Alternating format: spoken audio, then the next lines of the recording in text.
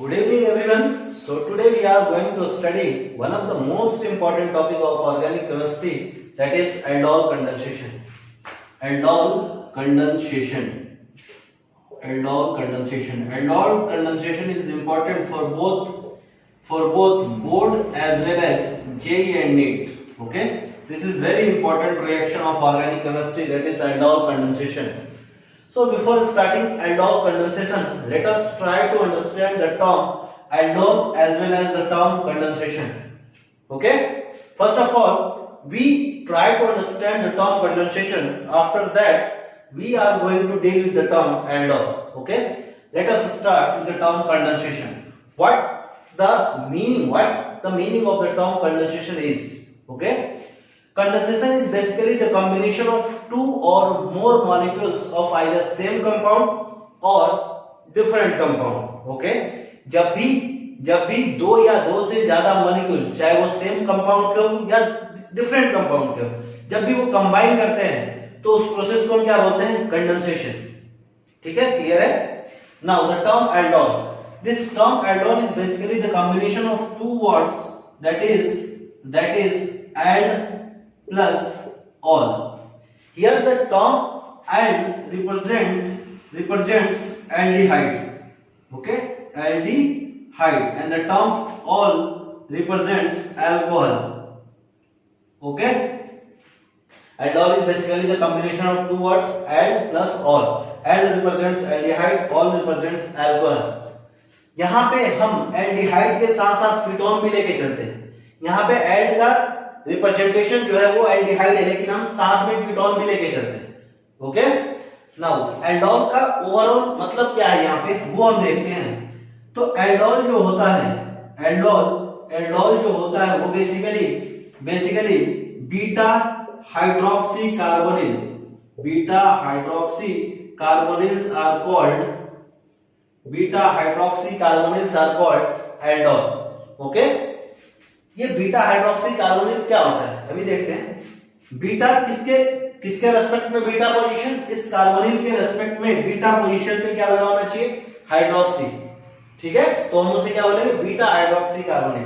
Late us try to draw the structure of beta hydroxy carbonyl. Okay. तो ये हमारे पास हो गया carbonyl, C double bonded OH carbonyl. Okay. इस कार्बोनिल के रेस्पेक्ट में बीटा पोजीशन पे हमें हाइड्रोक्सी लगा हुआ स्ट्रक्चर चाहिए. ठीक है, तो ये हमारे लिए alpha position with respect to this carbonyl. This is alpha position. Okay. This is beta position. और इस बीटा पोजीशन पे आप देखो हमने OH लगा दिया. OH means hydroxy. ओके. अब इसके इधर और इधर कुछ भी हो सकता है. ठीक है, कोई भी अल्काइल भी हो सकता है, इधर H भी हो सकता है. ठीक है, हमने वैलेंसी फ्री करके छोड़ दिया. अब देखो यहाँ पे अगर मैं H लगा दूं तो this is going to be the aldehyde, and if this is R then this is going to be ketone. इसलिए हमने पहले ही बोला आपको कि यहाँ पे हम एल्डिहाइड भी लेते हैं और कीटोन भी लेते हैं. नो डाउट एल्ड का रिप्रेजेंटेशन क्या है? एल्डिहाइड, लेकिन हम साथ में कीटोन भी लेके चलते हैं. बेसिकली हम यहाँ पे प्योर कार्बोनिल को लेके चलते हैं. ठीक है. There are two types of carbonyl compounds. First one is pure carbonyl and second one is impure carbonyl. Pure carbonyl are basically aldehyde and ketones only. Okay. And impure carbonyls are acid derivatives such as acid anhydride, acid halide, ester, etc. Okay. Now the term aldol condensation. This aldol condensation reaction is basically deals with carbonyl, pure carbonyl. Not carbonyl, pure carbonyl. Okay. अब आप यहाँ पे देख रहे हो कि जो हमने यहाँ पे आपको बताया था कि एल्डिहाइड भी होगा और अल्कोहल भी होगा, वो चीज आपको यहाँ पे दिख रहा होगा. ठीक है. This is basically aldehyde CHO and this is basically alcohol OH. ठीक है. तो एल्डोल क्या होता है? Beta hydroxy carbonyl. इसमें एल्डिहाइड वाला पार्ट भी होगा और अल्कोहल वाला पार्ट भी होगा. साथ ही साथ हमने बोला इस एल्डिहाइड की जगह पे हम कीटोन भी ले सकते हैं. तो ये कीटोन वाला पार्ट होगा और अल्कोहल वाला. तो aldol is basically beta hydroxy carbonyl. तो किसी भी मॉलिक्यूल के अंदर, किसी भी कंपाउंड के अंदर अगर ये चीज आपको दिख जाए बीटा हाइड्रोक्सी कार्बोनिल, तो हम उसे क्या बोलेंगे? एल्डोल बोलेंगे. ठीक है. ठीक है, तो हमने समझ लिया एल्डोल का मतलब क्या है और कंडेंसेशन का मतलब क्या है। Aldol is basically beta hydroxy carbonyls, okay, and condensation is basically the combination of two or more molecules of either same compound or different compound, okay. तो हमने यहाँ पूरा समझ लिया कि एल्डोल क्या है और कंडेंसेशन क्या है। Now let us try to understand the overall term aldol condensation. What is the meaning of the term aldol condensation. हमने यहाँ पे अलग अलग देख लिया एल्डोल का मतलब क्या है और कंडेंसेशन का मतलब क्या है। अब हम देखेंगे कि एल्डोल कंडेंसेशन होता क्या है, ओके, एल्डोल कंडेंसेशन होता क्या है। Now aldol condensation is basically it is defined. देखो यहाँ पे एल्डोल कंडेंसेशन में होता क्या है कि जब भी हम pure carbonyl, either it is aldehyde और कीटोन, जब भी हम किसी प्योर कार्बोनिल, ऐसा प्योर कार्बोनिल जिसके पास क्या हो, एटलीस्ट एक अल्फा एच हो, जब भी हम उसको डाइल्यूट OH के साथ ट्रीट करते हैं तो कंडेंसेशन होता है। कंडेंसेशन होने के कारण हमें मिलता है aldol and the reaction is known as aldol condensation. ठीक है, ठीक है। Aldol is basically beta hydroxy carbonyl. Condensation is the combination of two or more molecules of either same compound or different compound. Now, the overall aldol condensation is whenever any pure carbonyl, either aldehyde or ketone, having at least one alpha H is treated with dilute OH minus, condensation happens and we get aldol, and the reaction is known as aldol condensation. ठीक है, हमने क्या बोला, जब भी हम किसी pure carbonyl, whether it is aldehyde और कीटोन, ठीक है, वेदर इट इज एल्डिहाइड और ketone, when any pure carbonyl whether it is aldehyde और ketone is treated with dilute OH minus, condensation happens and we get aldol as a result of condensation, and the reaction is known as aldol condensation. Okay, now अब यहाँ पे क्या होगा वो हम देखेंगे अभी। ठीक है, एक चीज यहाँ पे मैं आपको बता दूं कि हमारे पास जो एल्डोल है, aldol is basically beta hydroxy carbonyl. एक बार स्ट्रक्चर मैं ड्रॉ कर लूं वापस से, CH2 C double bonded O, ये H भी हो सकता है, R भी हो सकता है, इसको अभी मैं वैलेंसी को फ्री रखता हूं। ठीक है, यहाँ पे हम क्या करते हैं कि इस स्टेप के बाद एल्डोल जब मिल जाता हमें, इस एल्डोल के मिलने के बाद हम क्या कर देते हैं, इस एल्डोल को हम हीट कर देते हैं। अब हीट क्यों करते हैं, we will see later on, okay, after mechanism I will tell you the reason I will tell you the reason why we are heating this aldol, okay. Now जब भी हीटिंग करते हैं तो यहां से क्या होता है, यहां से वाटर यहां से निकल जाता है। कैसे निकलता है, अल्फा बीटा से OH और अल्फा से H निकल जाता है। ऐसा करने के बाद हमें जो मिलता है वो मिलता है conjugated system. This is basically conjugated system.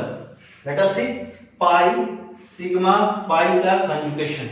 ठीक है, तो ऐसा हम क्यों करते हैं, हम एल्डोल को हीट क्यों करते हैं, वो मैं आपको मैकेनिज्म बताने के बाद बताऊंगा। ओके, तो यहां पे क्लियर है what is aldol. Aldol is beta hydroxy carbonyl.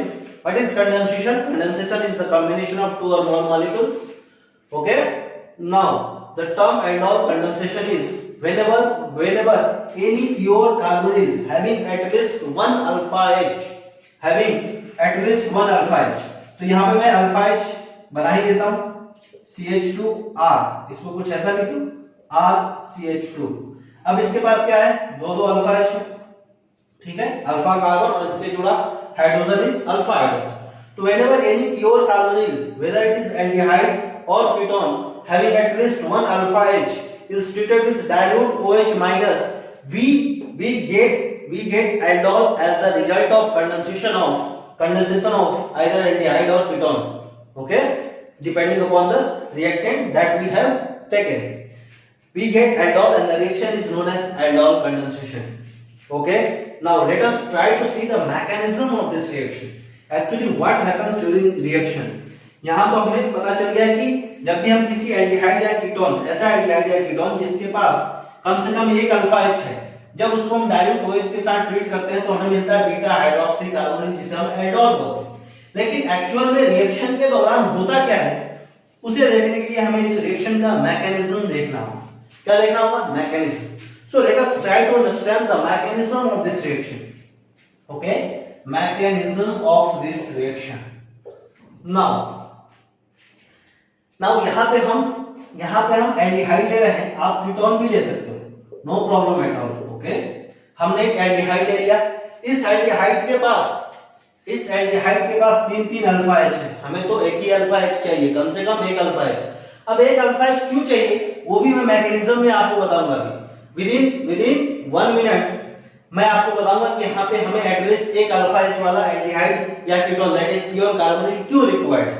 ठीक है, हर एक क्वेश्चन का आंसर आपको मैकेनिज्म को समझने के बाद मिल जाएगा। ओके, नाउ यहां पे हमने लिया डाइल्यूट OH माइनस। अगर आपका मन करता है यहां कीटोन ले लो, नो डाउट आप कीटोन ले लो, ठीक है, no problem at all. Okay, now here dilute OH minus is a base and this H is basically acidic H. This H is acidic H. Okay, we know that aldehyde is a weaker acid. ठीक है, इतना week होता है कि ये water से भी weaker acid होता है। ठीक है, this H is acidic H. Now this OH minus replaces this H plus. ठीक है, this OH minus takes out this acidic H plus. यहां से ये acidic H plus निकालता है and we get CH2 negative C doubly bonded OH. Now यहां पे इस स्टेप के बारे में हम थोड़ी सी बात कर लेते हैं। ये जो स्टेप होता है, this step is basically reversible. अब ऐसा क्यों होता है, ये स्टेप रिवर्सिबल क्यों है? आप देखो, this is a weaker acid, this is a base, and this step is basically acid base neutralization. This step is basically acid base neutralization, and during acid base neutralization we get salt and water. Here water also gets formed. Okay, this is acid base reaction. और हमें पता है कि strong acid और strong base का reaction क्या होता है, स्ट्रॉन्ग एसिड और स्ट्रॉन्ग बेस का जो न्यूट्रलाइजेशन होता है वो इरिवर्सिबल होता है। लेकिन यहाँ पे ये कैसा एसिड है, वीक एसिड है, जिसके कारण इसका जो न्यूट्रलाइजेशन होगा वो रिवर्सिबल इन नेचर होगा। ठीक है, क्योंकि ये जो एल्डिहाइड है, this aldehyde is basically weaker acid than water also. ठीक है, आपने पास पढ़ा होगा strong acid plus strong base gives weak acid plus weak base. ठीक है, यहाँ पे उल्टा हुआ है, वीक एसिड स्ट्रॉन्ग बेस। यही कारण है कि ये रिएक्शन बैकवर्ड डायरेक्शन में भी फिजिबल होता है। ठीक है, नाउ ये तो हमने बात कर लिया कि ये स्टेप रिवर्सिबल क्यों है। अब यहाँ पे ये जो चीज मिला ना, इसका मैं रेजोनेटिंग स्ट्रक्चर ड्रॉ कर लेता हूं। नेगेटिव सिग्मा पाई का कंजुगेशन हमें मिल जाएगा CH2 doubly bonded C O पे negative and H. These two are basically known as enolate ion. These two are basically enolate ion. Okay, now अब carbon पे negative, ठीक है, कार्बन पे negative is a strong nucleophile as well as a strong base. हमने Grignard में देखा था RMgx, R पे डेल नेगेटिव, ठीक है, डेल नेगेटिव, R पे डेल नेगेटिव, वो क्या था Grignard behaves like a strong nucleophile as well as a strong base. यही कारण है कि ग्रीकनार्ड जो है वो एसिड बेस रिएक्शन भी शो करता है और न्यूक्लियोफिलिक एडिशन भी शो करता है और SNAE भी शो करता है। ठीक है, we have already studied. Okay, now अब यहां पे क्या होगा, कार्बन पे negative, this is a strong nucleophile as well as strong base. अब यहां पे क्या होता है, इस एल्डिहाइड का, ये जो एल्डिहाइड हमने लिया था, इसका दूसरा मॉलिक्यूल आता है। ठीक है, इसका दूसरा मॉलिक्यूल आता है। आगे हम देखेंगे क्रॉस एल्डोल। ठीक है, दिस इज एल्डोल। आगे हम देखेंगे, इसके बाद हम देखेंगे retro aldol, reverse direction of aldol is retro aldol. After that we will see cross aldol, जहां पे क्या होगा कि ये जो इनोलेट आयन बना, ये अपने मॉलिक्यूल पे अटैक ना करके किसी दूसरे मॉलिक्यूल पे अटैक करता है, जिसके कारण हमें क्रॉस एल्डोल प्रोडक्ट भी साथ में मिलता है। ठीक है, साथ में मिलता है, एल्डोल भी मिलेगा और क्रॉस एल्डोल भी मिलेगा। Aldol is basically self aldol, ठीक है, aldol condensation is self aldol. तो जब भी यहाँ पे जब दूसरे मॉलिक्यूल पे ये अटैक करेगा इनोलेट आयन, तो उस टाइम पे हमें क्या मिलेगा, उस टाइम पे हमें सेल्फ एल्डोल भी मिलेगा और क्रॉस एल्डोल भी मिलेगा, मिक्सचर ऑफ प्रोडक्ट मिलेगा, ठीक है। और अगर हमें सिर्फ और सिर्फ क्रॉस एल्डोल मिलना चाहिए तो उसके लिए हम देखते हैं डायरेक्टेड एल्डोल। उसमें भी दो तरीके होते हैं डायरेक्टेड एल्डोल इंप्लीमेंट करने के, we will see later on, ठीक है, we will see later on. लगातार मैं 5 घंटे एल्डोल पढ़ा सकता हूं, ठीक है, पढ़ेंगे अपन, ठीक है। Aldol, retro aldol, cross aldol, directed aldol में भी दो तरीके इंप्लीमेंट करने के, उसके बाद इंट्रामॉलिक्यूलर एल्डोल, ओके। नाउ अब क्या होता है, this is a strong nucleophile and this carbon is basically del positive and del negative due to electronegativity difference between carbon and oxygen. Therefore this is the electrophilic site, okay, and this is nucleophile. This isolate ion is nucleophile. Now this negative charge is going to attack on this carbonyl carbon, and this attack is basically happens through an nucleophilic addition. We have already studied this in Grignard, okay. इसका हमने बाकायदा पूरा mechanism देखा था Grignard reagent में, okay. तो ये जो अटैक होता है वो बेसिकली किसके थ्रू होता है, न्यूक्लियोफिलिक एडिशन। ये पाइवोट कर जाता है सिर्फ, ओके। तो यहाँ पे एक चीज ध्यान रखना है आपको कि जिस एल्डिहाइड के मॉलिक्यूल पे अटैक होगा उसको हम सबसे पहले ड्रॉ करेंगे, ठीक है, इनोलेट आयन और एल्डिहाइड मॉलिक्यूल या कीटोन मॉलिक्यूल जो भी हो, तो जिस पे अटैक होगा उसको हम सबसे पहले ड्रॉ करेंगे। इसको सबसे पहले ड्रॉ नहीं करना है, सबसे पहले जिस पे अटैक हुआ उसको ड्रॉ करना है। इस स्टेप को याद रखिएगा, बहुत ही काम देगा। CH3CO पे नेगेटिव और ये H, इसको मैं ऐसे लिख सकता हूं, CH और O पे नेगेटिव। अब इसके साथ इस CH को मैं नीचे कर देता हूं, इस C के साथ कौन आके जुड़ेगा, ये CH2। इससे अपना नेगेटिव चार्ज डोनेट किया, अटैक किया, मतलब क्या है, नेगेटिव चार्ज डोनेट किया, बॉन्ड बनेगा। अब देखो बॉन्ड बनेगा तो ये हो गया CH2 C double bonded OH, clear है। जिस पे अटैक हुआ उसको पहले ड्रॉ किया और साथ में जिसने अटैक किया उसको इस कार्बन से हमने जोड़ दिया, ओके। नाउ अब इस स्टेप के बारे में थोड़ा सा हम डिस्कस कर लेते हैं, जैसे यहां पे डिस्कस किया था इस स्टेप के बारे में कि दिस स्टेप इज रिवर्सिबल, ठीक है। ये भी स्टेप जो होता है, ये भी स्टेप रिवर्सिबल होता है। This step is basically RDS of this reaction, rate determining step, okay okay. अब ये स्टेप रिवर्सिबल क्यों होता है इसके बारे में भी बात कर लेते हैं। यहां पे क्या हुआ, यहां पे क्या हो सकता है कि जैसे इस ये नेगेटिव चार्ज न्यूक्लियोफिलिक एडिशन किया इस कार्बोनिल के कार्बन पे, ऐसा भी हो सकता है कि ये नेगेटिव चार्ज इंटरनल अटैक करके और इस पूरे ग्रुप को एज अ लिविंग ग्रुप बाहर निकाल दे and we proceeds backward direction of this reaction, ठीक है। आगे हम देखेंगे retro aldol, backward direction of aldol, उसमें यही चीज होगा, ये नेगेटिव चार्ज इंटरनल अटैक करके इस चीज को लिविंग ग्रुप की तरह बाहर निकालेगा, यहां पहुंचेगा, ये नेगेटिव चार्ज वाटर से H+ ले लेगा। जैसे यहां से ये OH- H+ निकाला, वैसे ही ये नेगेटिव चार्ज इस H2O से H+ गेन करके यहां पहुंच जाएगा, ठीक है। आगे हम देखेंगे ये रेट्रो एल्डोल होता है। तो this step is basically reversible and this step is RDS of this reaction. याद रखिएगा, nucleophilic addition is the RDS of the aldol condensation, ठीक है। नाउ अब यहां पे क्या होगा, वाटर निकला हुआ है, वाटर मॉलिक्यूल यहां निकला हुआ है। तो देखिए यहां पे वाटर, ये नेगेटिव चार्ज क्या करेगा, इस वाटर मॉलिक्यूल से H+ गेन कर लेगा। गेन करने के बाद हमें मिलेगा CH3 COH CH2 C double bonded OH। जरा इस मॉलिक्यूल को गौर से देखिए, इसके रेस्पेक्ट में this is alpha position, this is beta position and this is beta hydroxy carbonyl which is known as aldol, this is beta hydroxy carbonyl, ठीक है। तो ये रिएक्शन कौन क्या बोलते हैं, एल्डोल कंडेंसेशन। नाउ जैसे हम फर्स्ट और सेकंड स्टेप के बारे में थोड़ी सी डिस्कशन किए, वैसे ही इस स्टेप के बारे में भी हम थोड़ा सा डिस्कस कर लेते हैं, ठीक है। This step is also reversible. अब ये स्टेप रिवर्सिबल क्यों होता है उसके बारे में जरा सा डिस्कस कर लेते हैं। देखिए यहाँ पे क्या है, जैसे ये O नेगेटिव ने वाटर से H प्लस गेन किया तो यहाँ क्या बचा OH माइनस।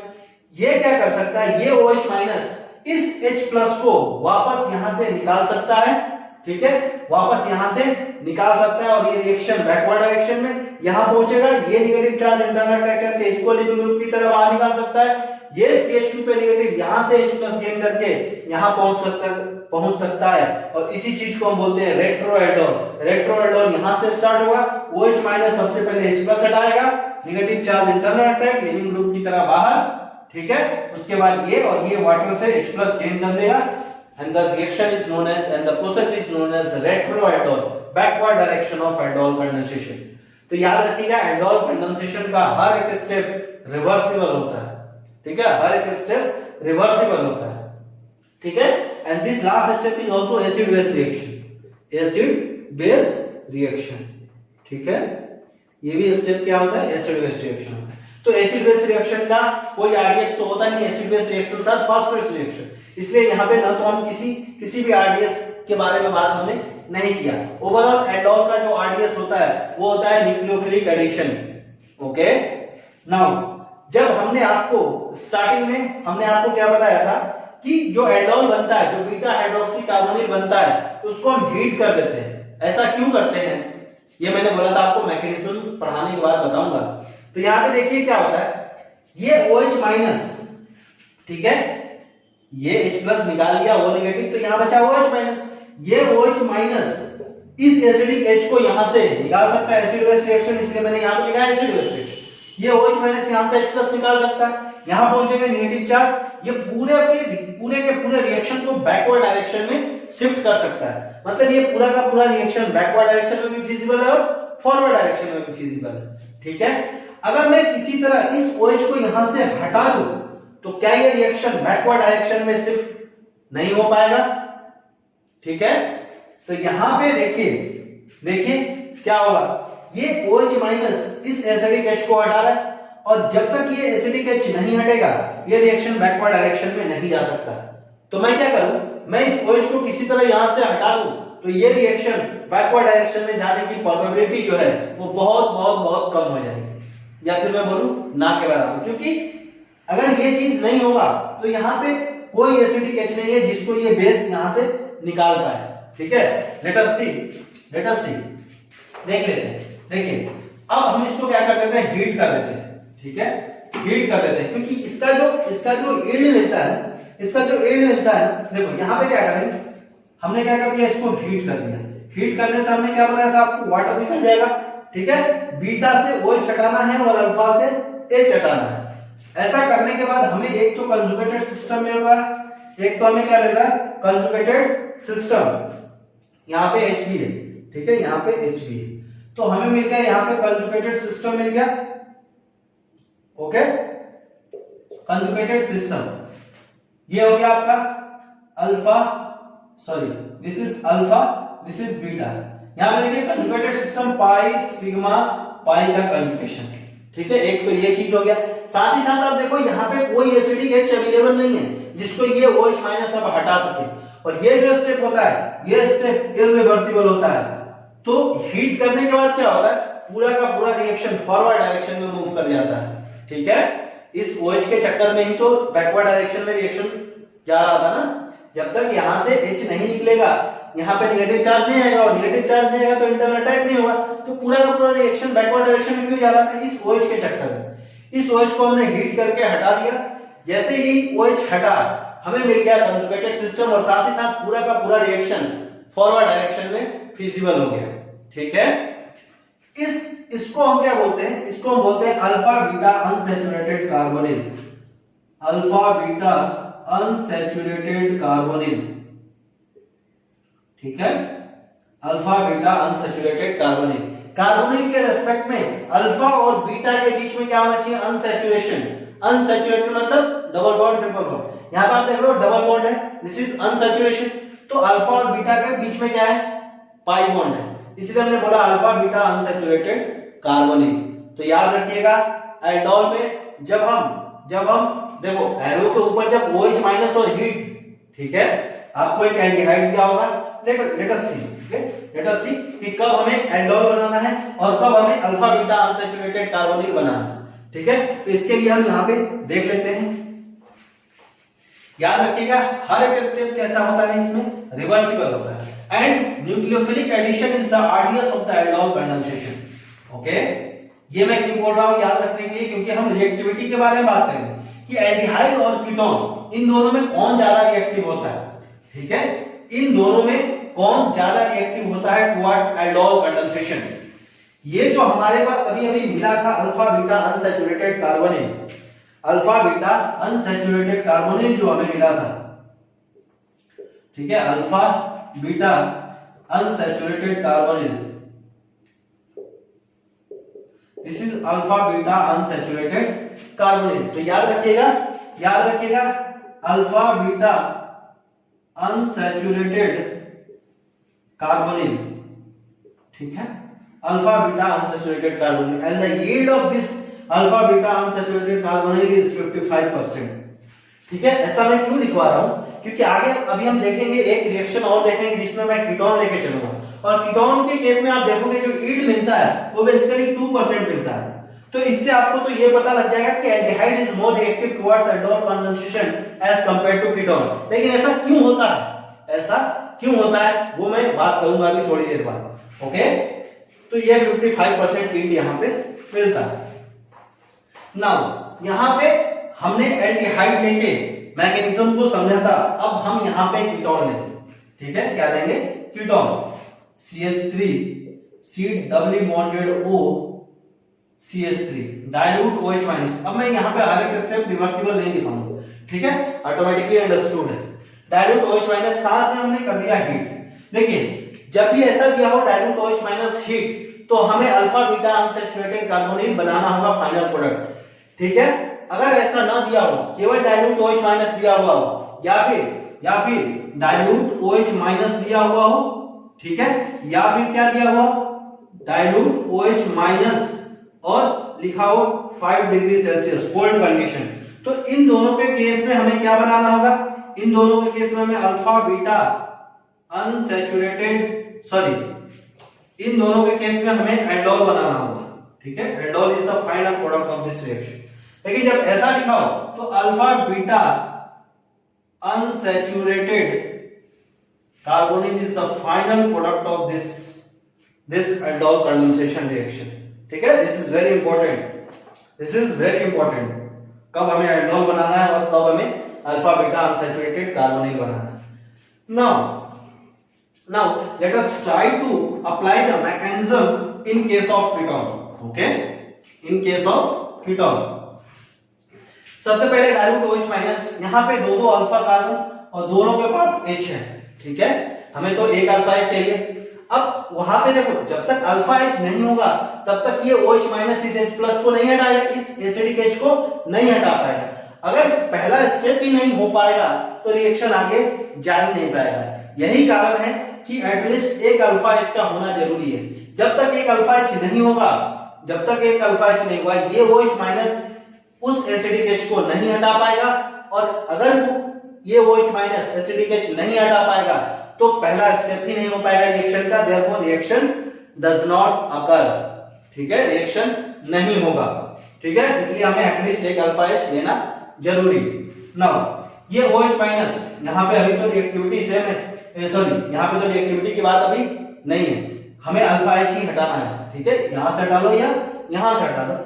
अब मेन बात है कि देखो यहाँ पे क्या है ना कि दोनों CH3 है, बिल्कुल आइडेंटिकल है, तो कहीं से भी H हटा लो, both acidic H have same strength.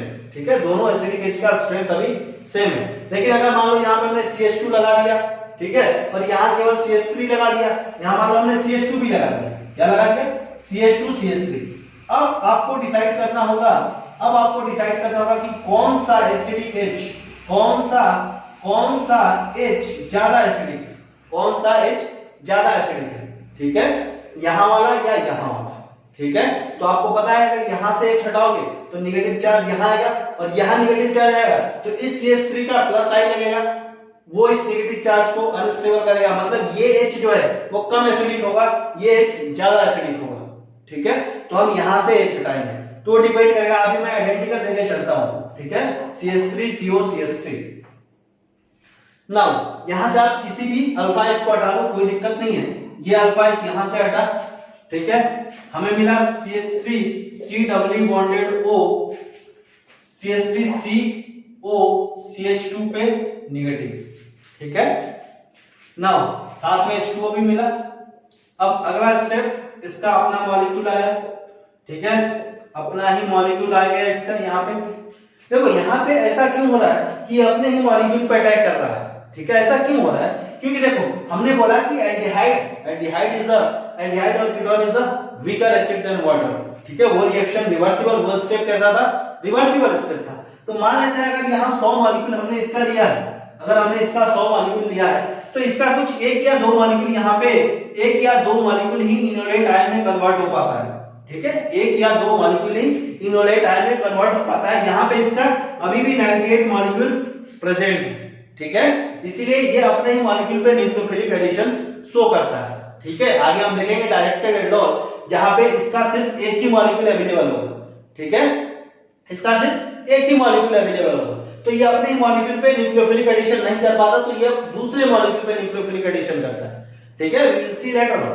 तो यहाँ पे क्या होगा, यहाँ पे क्या होगा, 98 मॉलिक्यूल इसका बचा हुआ है, तो ये अपने किसी भी एक मॉलिक्यूल पे कर देता है न्यूक्लियोफिलिक एडिशन और पाई बॉन्ड हो गया सिर्फ, ओके।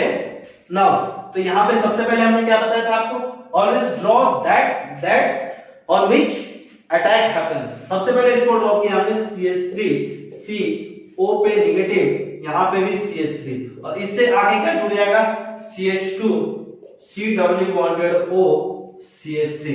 अब यहाँ पे वाटर से ये एक H+ ले लिया, ठीक है। Each and every step are reversible, लेकिन यहाँ पे मैं हर एक स्टेप को दिखा नहीं रहा, ऑटोमेटिक है। OH यहाँ पे हो जाएगा, यहाँ पे हो जाएगा CH2, यहाँ हो जाएगा C double bonded O CH3, and this is beta hydroxy carbonyl, that is aldol. लेकिन यहाँ पे आप देख रहे हो हमने क्या दिया था, हीट भी किया इसमें। हीट किया मतलब वाटर मॉलिक्यूल यहाँ से निकल जाएगा। कैसे निकलेगा, बीटा से अल्फा, बीटा से OH और अल्फा से H हटा देंगे ताकि हमें कंजुगेटेड सिस्टम मिल जाए। तो ये हो गया आपका CH3 और यहाँ पे एक CH3 और लगा हुआ है, ठीक है, दिस इज एल्डोल, ओके। यहाँ पे CH3 डबली बॉन्डेड CH और C doubly bonded O CH3, this is alpha beta, इसके रिस्पेक्ट में अल्फा और ये beta, alpha beta unsaturated carbonyl. तो याद रखिएगा जब भी हीट दिया हुआ हो, डाइल्यूट OH माइनस के साथ हीट दिया हुआ हो, तो alpha beta unsaturated carbonyl is going to be the final product of this reaction. लेकिन अगर कुछ ना दिया हो या फिर 5 डिग्री सेल्सियस टेंपरेचर दिया हो, तो रिएक्शन यहीं तक स्टॉप कर देंगे, ठीक है, ठीक है। तो ये था कीटोन के केस में। और इसका यील्ड में लिख लीजिएगा, इसका जो यील्ड मिलता है वो बेसिकली 2% मिलता है। उस वाले केस में कितना मिला था, 55%, यहाँ पे 2%। अब ऐसा क्यों होता है उसके बारे में हम समझ लेते हैं, ठीक है। यहाँ तक क्लियर है, यहाँ तक क्लियर है ना। अब देखिए यहाँ पे क्या होता है कि जो इसका RDS है, RDS in the rate determining step, और RDS में जो चीज हो रही होगी वही इसके रेट को डिटरमाइन कर रहा होगा, मतलब वही यील्ड को डिटरमाइन कर रहा है कि यील्ड यहाँ पे 2% क्यों मिल रहा है, यहाँ पे 55% क्यों मिल रहा है, ठीक है। वो किस पे डिपेंड कर रहा है, RDS of this reaction, rate determining step. जितना ज्यादा रेट उतना ज्यादा रेट ऑफ फॉर्मेशन, उतना ज्यादा रेट ऑफ रिएक्शन, ठीक है।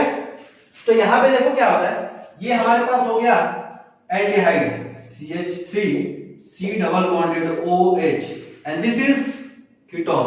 We have already discussed this, देखें, ओके। हमने पहले इसके बारे में डिस्कस कर लिया था डिटनाड में, ठीक है, क्योंकि एन न्यूक्लियोफिलिक एडिशन का RDS भी यही था। तो यहाँ पे देखिए न्यूक्लियोफाइल इस कार्बोनिल के कार्बन पे अटैक करता था, और वही RDS होता है न्यूक्लियोफिलिक एडिशन का। यहाँ पे भी न्यूक्लियोफाइल कार्बन पे नेगेटिव इज न्यूक्लियोफाइल, वो अटैक कर रहा था कार्बोनिल के कार्बन पे, और वही स्टेप क्या था, RDS of the aldol condensation. तो वही उसी स्टेप के कारण यहाँ पे जो यील्ड मिल रहा है वो अलग अलग मिल रहा है, ठीक है। तो यहाँ पे हम बात करेंगे अटैक कहाँ पे हो रहा था, यहाँ पे del positive del negative, del positive del negative. अब यहाँ पे मान लो जितना ज्यादा, अब यहाँ पे जितना ज्यादा पॉजिटिव चार्ज होगा उतना जल्दी न्यूक्लियोफाइल इस पे अटैक करेगा। ठीक है, ये चीज सबको समझ में आ रहा है, जितना ज्यादा पॉजिटिव चार्ज उतनी जल्दी न्यूक्लियोफाइल इस कार्बोनिल के कार्बन पे करेगा न्यूक्लियोफिलिक एडिशन। ओके ओके, अब हमें यहाँ पे, और इसी को हम क्या बोलते हैं, electrophilicity, electrophilicity of this carbonyl carbon. ठीक है, तो जिसकी इलेक्ट्रोफिलिसिटी ज्यादा होगी उसका रेट ऑफ एल्डोल कंडेंसेशन ज्यादा होगा। ठीक है, उसकी रिएक्टिविटी टुवर्ड्स एल्डोल ज्यादा होगा। ठीक है, उसका जो यील्ड मिलेगा वो ज्यादा मिलेगा, जिसका रिएक्टिविटी ज्यादा होगा टुवर्ड्स एल्डोल। तो यहाँ पे देखिए, यहाँ पे इधर से क्या लग रहा है, इधर से क्या लग रहा है, प्लस इफेक्ट। ठीक है, प्लस आई इधर से लग रहा है, इधर से दोनों तरफ से प्लस आई। ठीक है, दोनों तरफ से प्लस आई। अगर ये प्लस आई लग रहा है दोनों तरफ से, तो ये इस पॉजिटिव चार्ज को क्या कर देगा, कम कर देगा। यहाँ पे अगर मैं अभी थोड़ा सा और बड़ा बना देता हूं इसको, ताकि इसका स्ट्रेंथ समझ में आए आपको। ठीक है, साइज से अगर दोनों तरफ से प्लस आई लग रहा है, मतलब इलेक्ट्रॉन दे रहे हैं, तो इस पॉजिटिव चार्ज को ये क्या करेंगे, कम करेंगे। यहाँ पे एक ही तरफ से स्टार्टिंग में दोनों पे ये हमने बराबर बना दिया। अब यहाँ पे एक ही तरफ से प्लस आई लग रहा है, मतलब यहाँ पे पॉजिटिव चार्ज कम तो होगा, लेकिन उतना कम नहीं होगा जितना यहाँ पे कम हुआ। ठीक है, यही कारण है कि rate of reactivity of aldehyde and ketone towards aldol is this. Aldehyde is more reactive than ketone towards aldol condensation. Okay, reason क्या है, यहाँ पे इस कार्बन की इलेक्ट्रोफिलिसिटी कम हो चुकी है, इस कार्बन की इलेक्ट्रोफिलिसिटी ज्यादा है। यही कारण है कि कीटोन के केस में आपको 2% यील्ड मिल रहा है और एल्डिहाइड के केस में 55% यील्ड मिल रहा है। ओके, नाउ अब कुछ ऐसे मॉलिक्यूल्स होते हैं जो एल्डोल कंडेंसेशन शो नहीं करते, उनके बारे में हम बात कर लेते हैं। ठीक है, एल्डोल कंडेंसेशन के लिए सबसे पहले क्या चाहिए, ऐसा प्योर कार्बोनिल जिसके पास एटलीस्ट एक अल्फा H होना चाहिए। इसका मतलब ये है कि जिस मॉलिक्यूल के पास अल्फा H नहीं होगा वो मॉलिक्यूल एल्डोल कंडेंसेशन शो नहीं करेगा। ओके, तो इसमें पहला जो मॉलिक्यूल है जो एल्डोल कंडेंसेशन शो नहीं करता है, वो आपके दिमाग में आ रहा होगा HCHO, दैट इज फॉर्मल्डिहाइड। इसके पास कोई अल्फा कार्बन है नहीं, अल्फा कार्बन ही नहीं है, तो अल्फा हाइड्रोजन की बात तो करेंगे ही। ठीक है, सेकंड वन इज PHCHO। इसके पास अल्फा कार्बन तो है लेकिन अल्फा हाइड्रोजन नहीं है। PHCHO is basically this is PH। Okay, this is PHCHO। यहां पे देखिए अल्फा कार्बन तो है, अल्फा कार्बन तो इसके रेस्पेक्ट में हम बात कर रहे हैं, अल्फा बीटा जो भी, अल्फा कार्बन तो है लेकिन इस अल्फा कार्बन के पास कोई हाइड्रोजन नहीं है। यही कारण है कि ये भी एल्डोल शो नहीं करता, बावजूद इसके कि इसके पास अल्फा कार्बन है। लेकिन यहाँ पे कोई दिक्कत नहीं है, हमें तो अल्फा हाइड्रोजन से मतलब है। ठीक है, तो यहाँ पे अल्फा हाइड्रोजन नहीं है तो कोई भी बता सकता है कि एल्डोल शो नहीं करेगा। यहाँ पे भी कोई भी बता सकता है कि ये एल्डोल शो नहीं करेगा। Third one CMe3CHO। यहाँ पे भी आपको दिख रहा है कोई अल्फा H नहीं है, अल्फा कार्बन तो है लेकिन अल्फा H नहीं है। 3 मिथाइल हमने लगा दिया। तो इन तीनों में तो कोई दिक्कत ही नहीं, कोई भी बता सकता है कि ये तीनों मॉलिक्यूल जो है वो एल्डोल कंडेंसेशन शो नहीं करेंगे because of absence of alpha H। ठीक है, अगर अल्फा H नहीं है तो पहला स्टेप ही नहीं होगा, और पहला स्टेप नहीं होगा तो रिएक्शन आगे बढ़ेगा नहीं। लेकिन fourth one is very important, that is cyclopropenone. This is cyclopropenone. ठीक है, इस कार्बोनिल के रेस्पेक्ट में ये अल्फा पोजीशन, ये अल्फा पोजीशन, इनके पास दो हाइड्रोजन, इसके बावजूद भी ये मॉलिक्यूल एल्डोल कंडेंसेशन शो नहीं करता है। This is very important. देखिए ऐसा क्यों होता है, डाइल्यूट OH माइनस, आगे आप देखोगे ये डाइल्यूट और कंसंट्रेटेड यहाँ पे लिखा हुआ नहीं मिलेगा आपको मॉलिक्यूल को देख के डिसाइड करना पड़ेगा कि अगर मॉलिक्यूल के अंदर अल्फा H है तो वो एल्डोल शो करेगा, और अगर मॉलिक्यूल के अंदर अल्फा H नहीं है तो वो केनिजारो शो करेगा। ठीक है, केनिजारो हम कंसंट्रेटेड OH लेते हैं लेकिन वो लिखा हुआ नहीं मिलेगा। ठीक है, आगे हम देखेंगे यहाँ पे क्या होता है, ये OH OH minus is a strong base as well as strong nucleophile, ठीक है, दोनों ही है, स्ट्रॉन्ग बेस भी है, स्ट्रॉन्ग न्यूक्लियोफाइल है, जैसे R minus is a strong base as well as strong nucleophile. ये क्या करेगा, ये OH minus acid base reaction show करने की बजाय न्यूक्लियोफिलिक एडिशन शो कर देता है। क्यों ऐसा होता है, अभी देखते हैं। देखिए ये OH माइनस यहां से H+ हटाने की बजाय इस कार्बोनिल के कार्बन पे कर देता है न्यूक्लियोफिलिक एडिशन और पाई बॉन्ड कर जाता है शिफ्ट। ओके ओके, ऐसा करने से क्या हुआ, ऐसा करने से कुछ ऐसा हुआ, OH O पे नेगेटिव, ठीक है। अब देखो क्या होता है, ये रिंग जो है ना साइक्लोप्रोपेन, एंगल स्ट्रेन आपने पढ़ा हुआ, साइक्लोप्रोपेन और साइक्लोब्यूटेन में सबसे ज्यादा एंगल स्ट्रेन होता है, ठीक है, अप्रॉक्स 49 डिग्री के आसपास 49 डिग्री के आसपास होता है साइक्लोप्रोपेन में, और साइक्लोब्यूटेन में अप्रॉक्स 90 डिग्री के आसपास, ठीक है, साइक्लोब्यूटेन में, साइक्लोप्रोपेन में 48-49 के आसपास और साइक्लोब्यूटेन में 90% के आसपास, ठीक है। बाकी साइक्लोप्रोपेन में 1 डिग्री के आसपास, परसेंट नहीं डिग्री, 1 डिग्री के आसपास, और साइक्लोहेक्सेन में बेसिकली 8 मिनट के आसपास, ठीक है। तो साइक्लोपेंटेन और साइक्लोहेक्सेन में हम एंगल स्ट्रेन लेके नहीं चलते, किसमें लेके चलते, साइक्लोप्रोपेन और साइक्लोब्यूटेन, सबसे ज्यादा एंगल स्ट्रेन साइक्लोप्रोपेन। तो होता क्या है, due to high angle strain यहां पे क्या होता है, ये नेगेटिव चार्ज इंटरनल अटैक करता है और ये रिंग ब्रेक कर जाता है, ठीक है। ऐसा क्यों हुआ, क्योंकि इस रिंग में एंगल स्ट्रेन बहुत ही ज्यादा है, ये रिंग खुलना चाहता है, ओपन होना चाहता है, ठीक है। तो ऐसा करने से क्या होगा, ऐसा करने से बेसिकली क्या होगा, देखिए यहाँ पे अगर मैं नंबरिंग कर दूं इसको अगर मैं नंबरिंग कर दूं, this is first carbon, this is second carbon, this is third carbon, ठीक है, फर्स्ट सेकंड थर्ड कार्बन। तो देखो यहाँ पे एक कार्बन बना लिया, 2 और 3, ठीक है। तीसरे कार्बन से क्या लगा हुआ है, OH और डबल बॉन्डेड, नेगेटिव चार्ज का अटैक हुआ तो डबल बॉन्ड हो गया, तो इससे डबल बॉन्डेड O और OH लगा हुआ है। इस वाले से क्या लगा हुआ है, CH2 पे नेगेटिव, ये बॉन्ड इधर ब्रेक हुआ तो नेगेटिव चार्ज इसके पास, बॉन्डेड पेयर ऑफ इलेक्ट्रॉन इसके पास, ठीक है। तो यहाँ पे क्या हो गया आपका, यहाँ पे क्या हो गया, negative CH2 negative, sorry 1 2 3 CH negative. अब ये बॉन्ड इधर ब्रेक हुआ, इससे क्या जुड़ा हुआ है, अच्छा इससे जुड़ा हुआ था ये जो C डबली बॉन्डेड OH वाला कार्बन है, थर्ड कार्बन, ये किससे जुड़ा हुआ है, सेकंड कार्बन से जुड़ा हुआ है, और सेकंड कार्बन क्या है, CH2, ना कि ये माइनस वाला, ठीक है, क्योंकि इसके और इसके बीच में तो बॉन्ड ब्रेक हो चुका है। ये किससे जुड़ा है, सेकंड किससे जुड़ा है, फर्स्ट से, और फर्स्ट क्या है, CH2 पे नेगेटिव, ठीक है, CH2 पे नेगेटिव। अब यहां पे क्या होता है, देखिए इतना देख लिया हमने,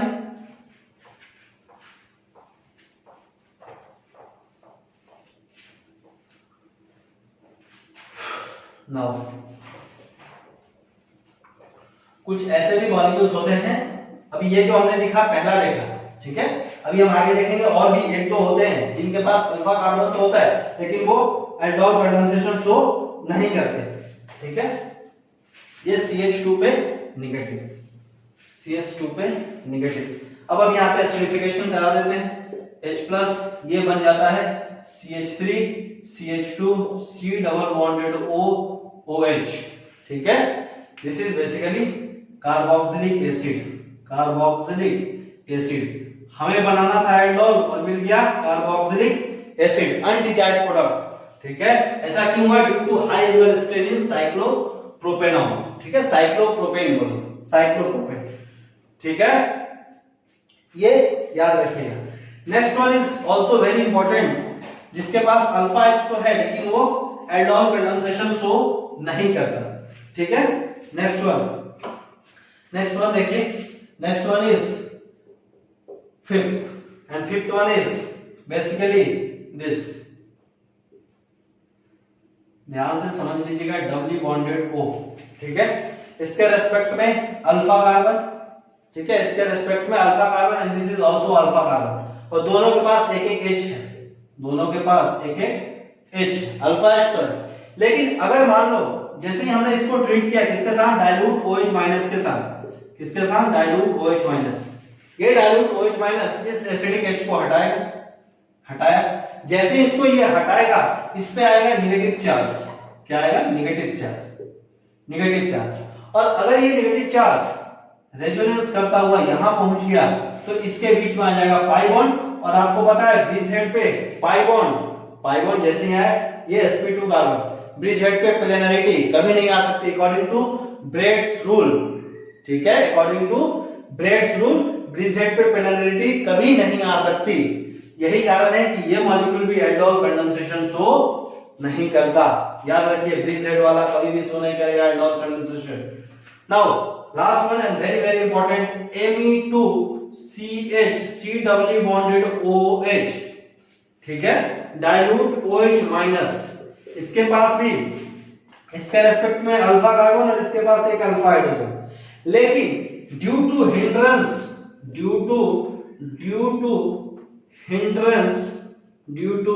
हिंड्रेंस ऑफ आइसोप्रोपाइल ग्रुप। यहां पे क्या होता है, इतना हिंड्रेंस ज्यादा है इस आइसोप्रोपाइल ग्रुप का कि ये OH माइनस इस एसिडिक H को हटा नहीं पाता है। इस एसिडिक H को नहीं हटा पाता क्योंकि due to hindrance of isopropyl group, और ये मॉलिक्यूल भी एल्डोल कंडेंसेशन शो नहीं करता। तो ये कुछ ऐसे मॉलिक्यूल्स हैं जो एल्डोल कंडेंसेशन शो नहीं करते हैं। ठीक है, याद रखिएगा, साइक्लोप्रोपेनॉन, ब्रिज हेड वाला और ये मॉलिक्यूल। ठीक है, ये एल्डोल कंडेंसेशन शो नहीं करते। आगे हम देखेंगे रेट्रो एल्डोल। हमने बता दिया आपको backward direction of aldol is retro aldol. Now directed aldol में हम क्या करते हैं मैं आगे बताऊंगा। ठीक है, okay, we will see later on. तो that's all about aldol condensation. याद रखिएगा, reactivity of aldehyde is more than reactivity of ketone towards aldol condensation. That's why in case of aldehyde we get 55% yield of alpha beta unsaturated carbonyl. However, in case of ketone we get 2% yield of alpha beta unsaturated carbonyl. Okay? क्यों होता है ऐसा? क्योंकि aldehyde में carbonyl carbon की electrophilicity ज्यादा होती है एज कंपेयर टू कीटोन।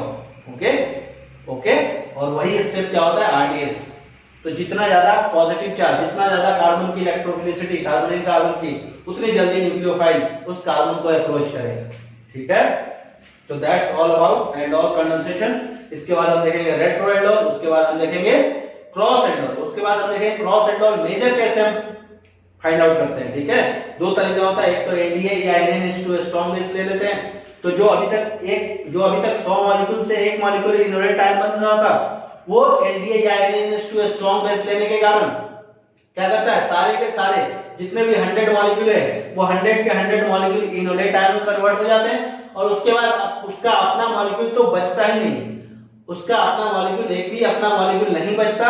और उसके बाद हम क्या करते हैं, अपने मन से कोई सा भी प्योर कार्बोनिल ले लेते हैं, उस पे वो इनोलेट आयन न्यूक्लियोफिलिक एडिशन करता है and we get cross aldol as major. Cross aldol मतलब दो अलग अलग एल्डिहाइड मॉलिक्यूल के बीच में या दो अलग अलग कीटोन मॉलिक्यूल के बीच में कंडेंसेशन। यहाँ पे जो हमने देखा कि एक ही कंपाउंड के दो मॉलिक्यूल आपस में कंडेंस हो रहे थे। ठीक है, एल्डिहाइड के दो मॉलिक्यूल आपस में कंडेंस हो रहे थे और कीटोन के भी दो मॉलिक्यूल आपस में कंडेंस हो रहे थे, तो इसको हम बोलते हैं सेल्फ एल्डोल कंडेंसेशन। ठीक है, आगे हम क्रॉस एल्डोल देखेंगे।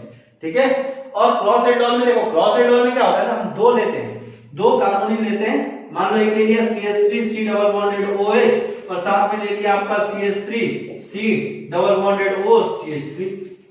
ठीक है, इस केस में हमें टोटल 4 प्रोडक्ट मिलता है, दो तो इनका सेल्फ वाला, एक तो इनका सेल्फ, एक इसका सेल्फ वाला। ठीक है, ये अपने ही मॉलिक्यूल पे कर देगा न्यूक्लियोफिलिक एडिशन, इसका भी एक सेल्फ वाला। ठीक है, और तीसरा ये इस पे अटैक कर दे और ये इस पे अटैक कर दे, तो ये तीसरा और ये चौथा, 4 प्रोडक्ट मिलता है। तो इसीलिए हम डायरेक्टेड एल्डोल पढ़ते हैं, क्योंकि यहाँ पे हमें मिक्सचर ऑफ एल्डोल मिल रहा है, हमें क्रॉस एल्डोल मेजर नहीं मिल रहा है। सेल्फ एल्डोल मेजर बनाने के लिए क्या करेंगे, एक ही कंपाउंड, एक ही एल्डिहाइड या एक ही कीटोन मॉलिक्यूल लेंगे। ठीक है, एक ही कंपाउंड का मॉलिक्यूल हम लेंगे। ठीक है, और अगर हमें सेल्फ एल्डोल मेजर बनाने का तो ये हो गया जो हमने पढ़ा। अगर हमें क्रॉस एल्डोल मेजर चाहिए तो यहाँ पे क्रॉस एल्डोल तो मेजर मिलेगा नहीं, यहाँ पे मिक्सचर ऑफ प्रोडक्ट मिलेगा, इसलिए हम पढ़ते हैं डायरेक्टेड एल्डोल। ठीक है, उसमें एलडीए वाला हमने बताया, एलडीए या heavy base, LDA is a heavy base और NaNH2 माइनस स्ट्रॉन्ग बेस हम लेते हैं, OH माइनस से स्ट्रॉन्ग, ठीक है। या फिर दूसरा तरीका होता है कि एक बीकर में हम ऐसा एल्डिहाइड लेते हैं, सॉरी ऐसा कार्बोनिल लेते हैं जिसके पास कोई अल्फा H नहीं होता है, साथ में हम लेते हैं डाइल्यूट OH माइनस, ठीक है। तो ये OH माइनस अभी कोई एसिडिक H है नहीं, तो ये OH माइनस H को हटा नहीं सकता। अब हम क्या करते हैं, ड्रॉप बाय ड्रॉप ऐसा एल्डिहाइड या ऐसा ketone molecule carbonyl compound add करते हैं जिसके पास अल्फा H हो। जैसे इसका एक ड्रॉप इस बीकर के अंदर पहुंचता है, ये OH माइनस उसका एसिडिक H निकाल लेता है, ठीक है, उसका एसिडिक H निकाल लेता है और उसका इनोलेट आयन बन जाएगा। अब इनोलेट आयन जो बनेगा यहाँ पे वो क्या बनेगा, CH2 negative C double bonded OH, ठीक है, ये इनोलेट आयन। अब इसके चारों तरफ कौन प्रेजेंट है, इसका तो एक ही मॉलिक्यूल था, एक ही मॉलिक्यूल गिरा और तुरंत OH माइनस ने H प्लस हटा दिया, तो ये इनोलेट आयन अकेला एक ही मॉलिक्यूल था, वो इनोलेट आयन में कन्वर्ट हो चुका। इसके चारों तरफ कौन प्रेजेंट है, ये बिना अल्फा H वाला, तो ये क्या करेगा, इसके मॉलिक्यूल पे कर देगा न्यूक्लियोफिलिक एडिशन। तो आप देख लो दो अलग अलग एल्डिहाइड या कीटोन मॉलिक्यूल के बीच में, दो अलग अलग कार्बोनिल के बीच में कंडेंसेशन हो रहा है, तो यहाँ पे जो हमें प्रोडक्ट मिलता है वो क्रॉस एल्डोल मेजर मिलता है। और यही दोनों तरीके हम डायरेक्ट एल्डोल में इंप्लीमेंट करते हैं, ठीक है। आगे देखेंगे पूरा डिटेल में। That's all about aldol condensation. Okay, thank you and thanks a lot. Okay.